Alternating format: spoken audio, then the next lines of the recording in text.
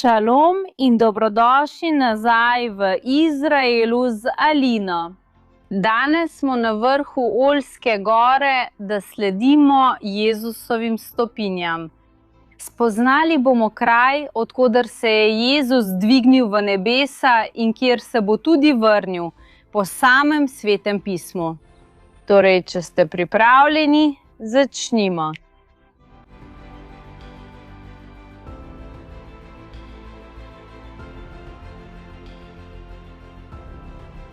Oljčna gora je eno Jezusovih najljubših krajev.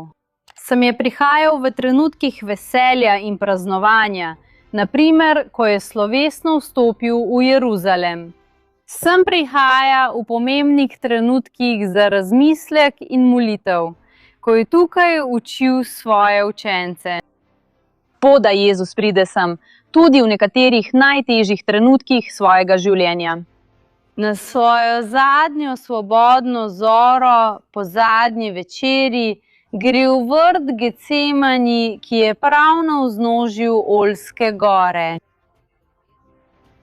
V Getsemaniju bo Jezus preživel svojo agonijo. Jezusova agonija je tako velika, da se poti kaplje krvi.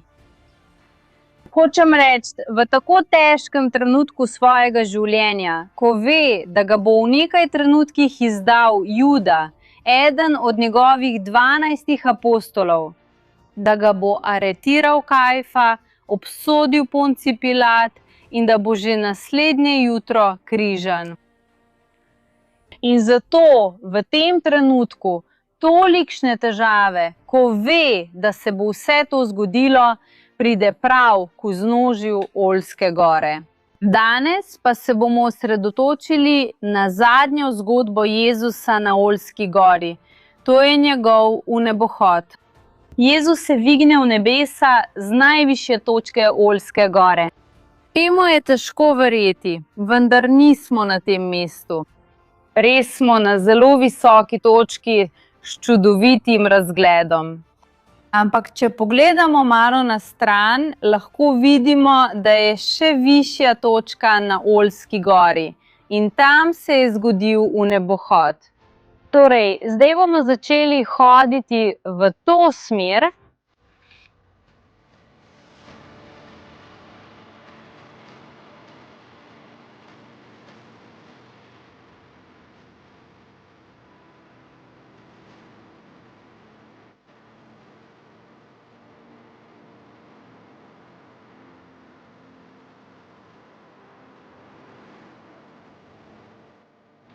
Veste, zakaj se Oljska gora tako imenuje?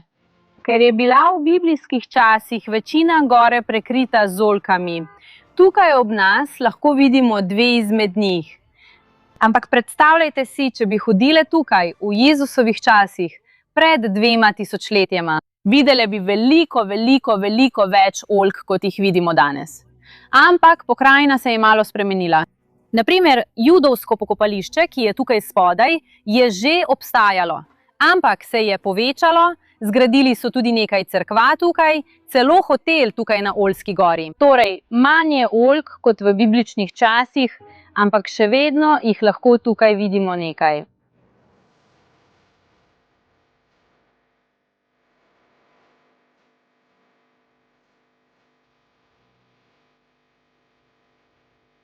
Ko rečemo, da bomo sledili Jezusovim stopinjam, je to dobesedno. Saj moramo za obisk večine krajev v sveti deželi hoditi peš. Niso vsi kraji dostopni z avtomobili ali avtobusi. Poleg tega pa je izkušnja hoje še bolj intenzivna, torej še močnejša, saj dobesedno sledimo stopinjam. In kot sem že rekla, gremo na najvišjo točko Oljske gore, lahko vidite, da resnično zdaj začenjamo vzpon.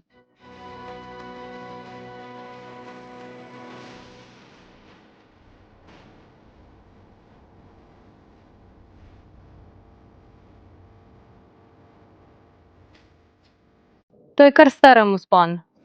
Naš prvi postanek bo tukaj pri Pater Noster, cerkvi Oče naša.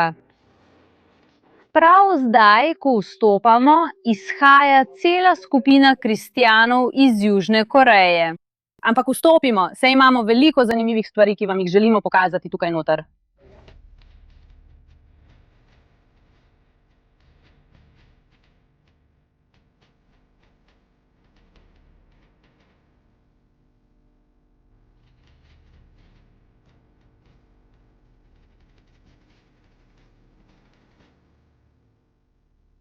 Ta cerkev je ena od 4 najstarejših v vsej sveti deželi.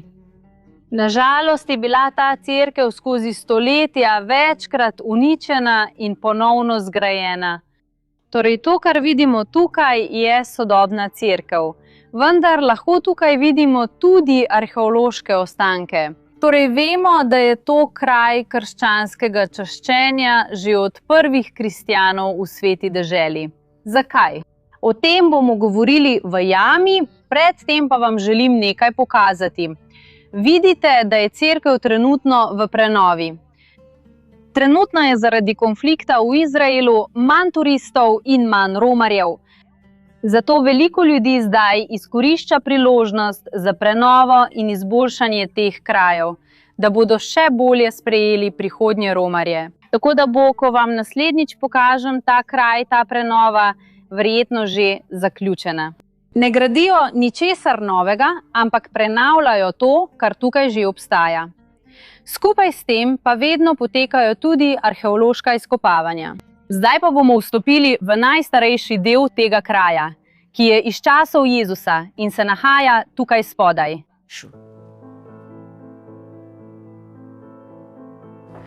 Jezus je pogosto prihajal na Oljsko goro, kjer je učil svoje učence tako po dnevi kot po noči. In tukaj na Oljski gori je lahko, odvisno od letnega časa, zelo vroče, zelo mrzlo, dežuje ali pa piha močan veter. Predvsem pozno popoldne in zgodaj zjutraj tukaj zelo piha. Tako so se Jezus in njegovi učenci, da bi se izognili vremenskim vplivom, pogosto zatekali v jame. In zdaj smo v eni od teh jam. Jezus 2-krat uči svoje učence molitev Oče naš. Ena od njih v Galileji in druga tukaj v Judeji na Oljski gori. Pridite sem z mano. Tukaj lahko vidimo ohranjene dele te jame. Torej si predstavljajte, da je tukaj pred 2000 letjama Jezus učil. Ampak v katerem jeziku je učil? Jezus govoril je 2 jezika, tako hebrejsko kot aramejsko. In govoril ter molil je v teh 2 jezikih. Toda najbolj običajen jezik za molitev v tistem času je bila hebrejščina. In ker smo zdaj v votlini Oče naša, želim, da slišite Oče naš v njegovem izvirnem jeziku, v hebrejščini. Naš Oče, ki si v nebesih, posvečeno bodi tvoje ime, pride tvoje kraljestvo, zgodi se tvoja volja, kakor v nebesih, tako tudi na zemlji. Daj nam danes naš vsakdanji kruh in odpusti nam naše dolge, kako tudi mi odpuščamo svojim dolžnikom. In ne vpelji nas v skušljavo, temveč reši nas hudega. Amen. In zdaj bomo nadaljevali naš vzpon do kraja v nebohoda.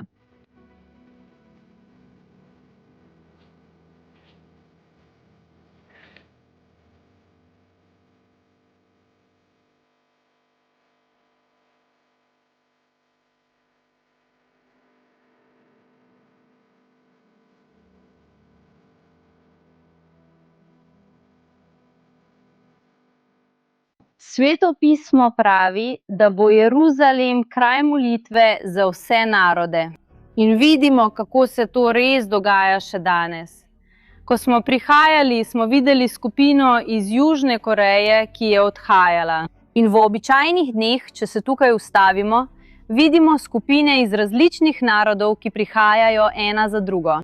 Ljudje iz različnih koncev sveta, ki govorijo različne jezike. Vsi združeni v veri v Sveto pismo. In zato, ko so gradili to cerkev, so tukaj postavili besedila molitve Oče naš v različnih jezikih. In seveda so tukaj postavili tudi besedilo v portugalščini v čast narodom sveta, ki govorijo portugalsko, med njimi Portugalsko in Brazilijo. Ampak, če pogledate besedilo, lahko vidite, da je nekoliko drugačno, kot smo vajeni. To je zato, ker je to tukaj arhaična portugalščina. To je veliko pred zadnjimi pravopisnimi reformami, ki so bile na primer v Braziliji. In zato se ta portugalščina lahko sliši nekoliko drugače, kot smo vajeni. Ampak to je ista molitev Oče naš. Vendar pa so tukaj v cerkvi postavili ne eno v portugalščini, ampak v resnici dve. Pred nekaj leti so dodali še eno molitev Oče naš v portugalščini, nekoliko manjšo. In drugi napis v portugalščini je poseben poklon brazilski portugalščini. In tja gremo zdaj.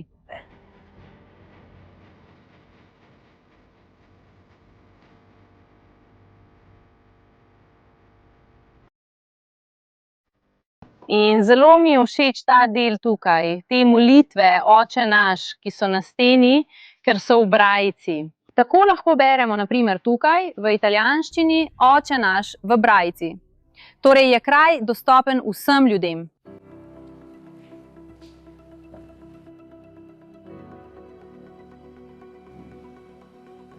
In tukaj ob naši strani lahko vidimo še en Oče naš v portugalščini, in tega lahko vidite, da piše brazilska portugalščina. Se pravi, ta tukaj je bil postavljen posebej v čast brazilskemu portugalščini. Torej, poleg arhaične portugalščine, ki smo jo že videli, je tukaj tudi brazilska portugalščina, v čast naši brazilski naciji. Poglejte, pot, po kateri zdaj hodimo, povezuje Staro Jeruzalem in Betanijo. In to je zelo pomembno, ker nam Luka pove, da je med tema dvema mestoma kraj vnebohoda. Tako vemo, da gremo na pravo mesto. In zdaj vas želim povabiti, da si ogledate video do konca, ker bomo imeli obvestilo, posebno presenečenje za vas. Poglejte to rumeno tablo. Tukaj piše v več jezikih Kapela vnebohoda, kar je očitno krščanski kraj. Vprašanje je, zakaj je na kraju, kjer piše Kapela vnebohoda, danes minaret, torej mošeja. In to bomo zdaj odkrile.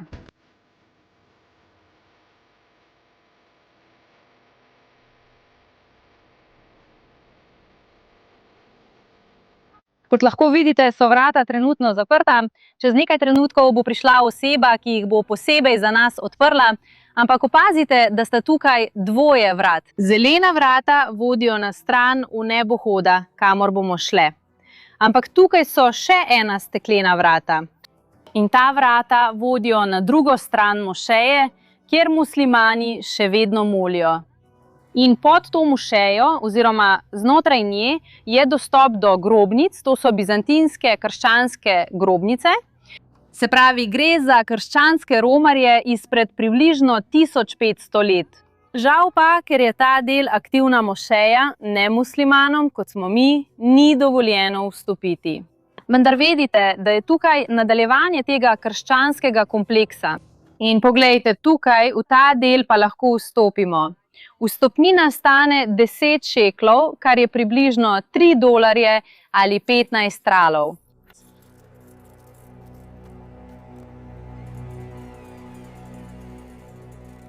In zdaj, dragi moji, smo končno vstopili v ta tako pomemben kraj. Le nekaj metrov od mesta, kjer sem zdaj, je kraj Jezusovega vnebohoda. Eden najpomembnejših svetopisemskih odlomkov. Ta dogodek je opisan v Lukovem evangeliju in tudi v apostolskih delih. Toda pa je tako pomemben dogodek, da je omenjen tudi velikokrat znova in znova. Vse te navedbe vam bom prikazala tukaj na zaslonu. In zato, ko romarji pridejo v sveto deželo, si želijo videti kraj vnebohoda. Romarji današnjih dni, pa tudi romarji iz starih časov. Imamo zapise že od prvih romarjev, ki so prihajali sem. Zelo rada imam primer Egerije, kristjanke, ki je prišla v Sveto deželo leta 384. V svojem dnevniku je zapisala svoje obiske, svoje romanje. Pove nam, da je prišla sem na odprt, nepozidan kraj. Na visokem kraju, na hribu, kot smo mi zdaj. Torej pride sem in pravi, da vidi kraj vnebohoda. In pravi tudi, da je ta kraj poleg votline, ki smo jo obiskali tik prej. Votlina Eleona, votlina Oče naš, je po teh starih zapisih zelo blizu. In zato se tako zapisi romarjev kot arheologija in krščanska tradicija vse to tukaj ujema, da nam resnično pove, da je to kraj vnebohoda. In preden skupaj vstopimo van, vam želim pokazati nekaj arheologije tega kraja. V Jezusovih časih in v naslednjih stoletjih je bil ta kraj vrh gore, odprto, nepozidano območje. Dokler ni prišla poimenija okoli leta 390 po Kristusu. Tukaj je zgradila prvo cerkev. Nekaj zelo pomembnega, kar je pustila, je to, da je bila cerkev odprta proti nebu, da bi povezala arhitekturo kraja z biblično zgodbo, z Jezusovim vnebohodom. Vendar bo to čudovito cerkev leta 614 uničila perzijska invazija. Perzijci z območja današnjega Irana so izvedli resnično uničujočo invazijo. Uničili bodo večino cerkva v Sveti deželi. In skupaj z vsemi cerkvami bo tudi ta kraj popolnoma uničen. Nekaj let kasneje pa sem pride škof Franco. In on bo tisti, ki bo cerkev obnovil, vendar jo bo vedno pustil odprto proti nebu. In zdaj poglejte skupaj z mano, kaj je okoli nas. Vidimo lahko nekaj ostankov izvirne cerkve iz bizantinskega obdobja. In kar lahko tukaj vidimo najbolje ohranjeno, so te baze stebrov. Poleg tega dela stebra imamo tukaj še en bizantinski steber. Ampak želim, da opazite še nekaj. Poglejte, tukaj zadaj je več oltarjev. Ker čeprav je danes ta kraj pod nadzorom mošeje, en dan na leto, na dan Jezusovega vnebohoda, ki je 40 dni po veliki noči, sem pridejo cerkvene skupnosti in obhajajo slovesnosti. In obujajo spomin na ta dogodek. Tukaj lahko vidimo oltar Armencev. Armenci so prva krščanska nacija na svetu. Armenci so se spreobrnili že leta 301. Torej vidimo armenski oltar, tukaj vidimo tudi koptski oltar, to pomeni egipčansko cerkev, tudi zelo stara in tradicionalna cerkev, in tudi ta oltar tukaj ob strani pripada sirski cerkvi, prav tako znana kot aramejska cerkev. Torej tukaj enkrat na leto se cerkve zberejo, da praznujejo dogodke vnebohoda.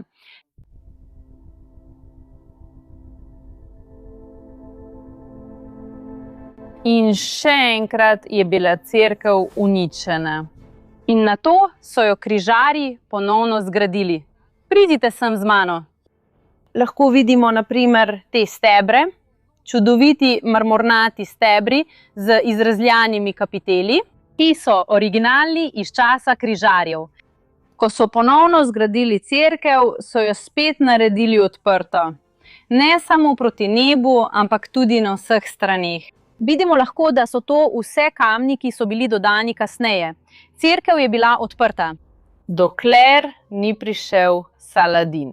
Leta 1187 je vodil muslimansko invazijo na vso Sveto deželo in zavzame veliko svetih krajev, na primer tega tukaj, in jih spremeni v muslimanske kraje. v mošeje. Potem gredo naprej in zaprejo stene ter tudi vrh. In tako ostane do danes kot zaprta mošeja.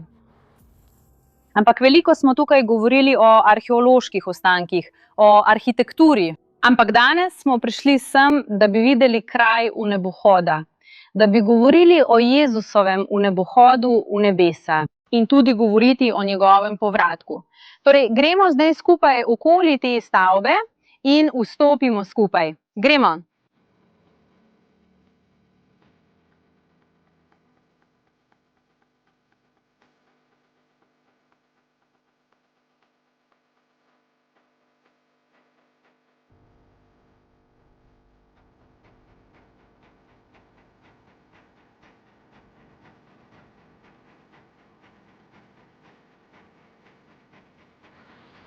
Wow. Zdaj smo v kapeli vnebohoda in rada bi vam pokazala nekaj posebnega, kar je tukaj noter. Poglejte, ta kamen.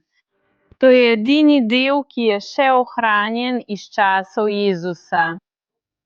Tradicija pravi, da je prav ta kamen tisti, od koder se je Jezus vzdignil v nebesa, kraj vnebohoda. In lahko vidimo, da je skozi čas ohranjena.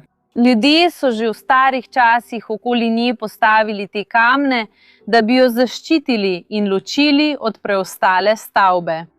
Se pravi, želeli so, da bi ta kraj ostal dostopen, da bi se ga ljudje lahko še naprej dotikali, prihajali sem, ga opazovali in molili. Ampak hkrati pa niso želeli, da bi ljudje preprosto hodili čez in hodili po njem. In ker smo na tako posebnem kraju, na kraju vnebohoda, tukaj vas zdaj želim povabiti, da prisluhnemo svetopisemskemu odlomku, ki govori o tem dogodku. Tisti, ki so bili zbrani z Jezusom, so ga vprašali, ali bo to čas, ko bo Gospod obnovil kraljestvo Izraelu? Jezus je odgovoril, ni vam dano poznati časov ali obdobij, ki jih je Oče določil po svoji lastni oblasti. Toda pa boste prejeli moč, ko pride nad vas Sveti Duh in boste moje priče, tako v Jeruzalemu kot po vsej Judeji in Samariji, vse do skrajnih mej zemlje. Ko je to povedal, je Jezus bil povzdignjen v višave pred njihovimi očmi. In oblak ga je zakril pred njihovim pogledom. In rada bi z vami prebrala še eno vrstico. Posebej poslušajte apostolska dela, 1. poglavje, 11. vrstico. In ko so imeli oči uprte v nebo, medtem ko se je Jezus dvigal, glej, dva moža v belih oblačilih sta stopila k njim in rekla, možje iz Galileje, zakaj stojite tukaj in gledate v nebo? Ta isti Jezus, ki je bil z vami in je bil vzet v nebo, se bo vrnil na enak način, kot ste vi ga videli oditi. Ste slišali, kako neverjetno je to? Sveto pismo nam pravi, da se bo Jezus vrnil na enak način, kot je odšel v nebesa. Torej, zaradi vnebohoda na tem kraju, mnogi verjamejo, da ko Sveto pismo govori o Jezusovi vrnitvi, bo tudi ta potekala na enak način. To je spust sem na Oljsko goro. In zato, ko pridem sem z romarskimi skupinami, rada govorim ne le o preteklosti tega kraja, o zgodovinskih dogodkih, uničenih obnovah in arheoloških najdbah. Rada sem prihajam tudi zato, da razmišljam o prihodnosti. O prihodnosti, na katero nas opozarja Sveto pismo, ki se bo verjetno zgodila prav tukaj.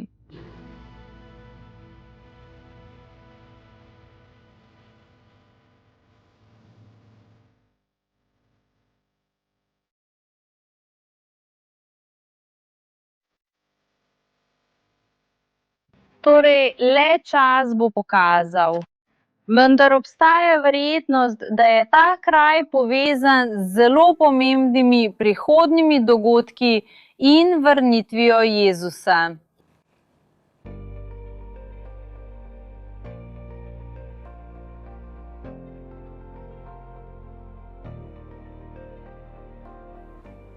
Obljubila sem vam presenečenje. In da vam povem, kakšno je to presenečenje, bi rada povabila sem svojega očeta. Vsi skupaj pozdravite s šalom. To je bil Jorge. Draga hči, je pri tebi vse v redu? Kako ste vi ljudje? Prišel sem sem, da vam predstavim čudovito potovanje Turčija in Grčija z Jorgom. Pridite z mano, naredili bomo nepozabno in čudovito biblično potovanje za dušo vseh nas tam. Torej, ljudje, to bo res nepozabno potovanje. Potovanje, kakršnega še ni bilo, skozi strani Svetega pisma. Torej, za vse, ki želite več informacij, bomo pustili povezavo. Povezava je tukaj spodaj. Povezava je tukaj spodaj, prijatelji. Upam, da vam je bil današnji video všeč. Ne pozabite dati všečka in se vidimo naslednjič, prijatelji. Šalom! Adijo, prijatelji!